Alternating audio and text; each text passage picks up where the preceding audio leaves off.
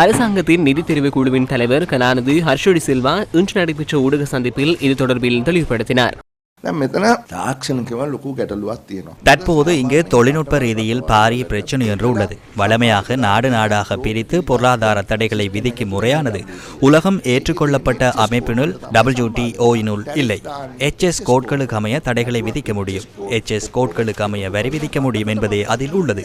அவ்வாறில்லாமல் எல்லா HS கோட்களையும் சேர்த்து நாடொன்றின் மீது வரி விதிக்க முடியாது. ஆகவே எவ்வாறு இந்த 88% உருவானது என்பதில் இங்கு தொழில்நுட்ப ரீதியில் பல பிரச்சனைகள் எழுந்துள்ளன.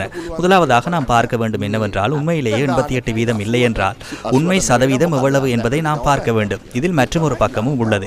இலங்கை போன்ற நாடுகள் வரிகளுக்கு அப்பால் சென்று வரிகள் இல்லாத தடைகள் இருக்கின்றன.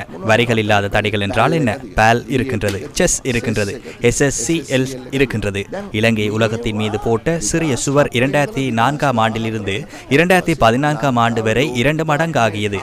அப்படியான வெளிநாட்டில் உள்ள பொருளொன்று இலங்கைக்கு வரும் இயலுமை வெகுவாக குறைவடைந்தது. இந்த நாட்களில் நாம் IMF-உடன் இணக்கப்பாடொன்றுக்கு வந்துள்ளோம். ஆகவே தயவு செய்து எம்மை பற்றி கருணையுடன் நினைத்து குறைக்குமாறு நாம் சென்று கூறினால் அது இடம் பெறாது. ட்ரம்ப் அவ்வாறு செயற்படுவதில்லை. ட்ரம்ப் பரிமாற்ற ரீதியில் செயற்படுகின்றார். நான் இதை வழங்குகின்றேன், அதற்கு பதிலாக நீங்கள் என்ன கொடுப்பீர்கள்?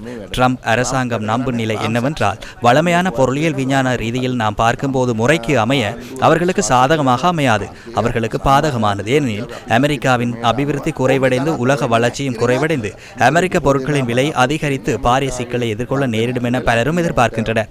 ஏனெனில் வெளிநாடுகளில் இருந்து தொழில் புரிபவர்களை வெளியேற்றுவதால் தற்போதும் அது இடம்பெறுகின்றது. ஏதேனும் ஒரு முறையில் அமெரிக்காவுடன் மேற்கொள்ளும் வர்த்தகத்தில் HS கோட்களில் வரிகளை நீக்க எம்மால் முடியுமாயின் ஏதேனும் ஒரு அச்சுறுத்தலை ஏற்படுத்த, எனினும் நடுத்தர நீண்டகால அடிப்படையில் நாம் அடிவானத்தில் எதையேனும் பார்க்க விரும்பினால் இந்த சுவர்களை உடைத்து பாலங்களை அமைக்க வேண்டும். என்னென்ன அமெரிக்க நிறுவனங்கள் இங்கே உள்ளன, நாம் அவற்றை எதற்காக திறந்தோம்? ஒரு அமெரிக்க நிறுவனமேனும் இங்கு இல்லை. ஒரு பக்கத்தில் ராஜதந்திர ரீதியில் பார்க்க வேண்டும், மறுபக்கத்தில் பொருளாதார ரீதியில் பார்க்க வேண்டும். எனும் மிக அடிப்படையான விடயம் என்னவென்றால், நாம் எமது எண்ணத்தை மாற்றவில்லையாயின் இந்த பிரச்சனையிலிருந்து தப்பிக்க முடியாது.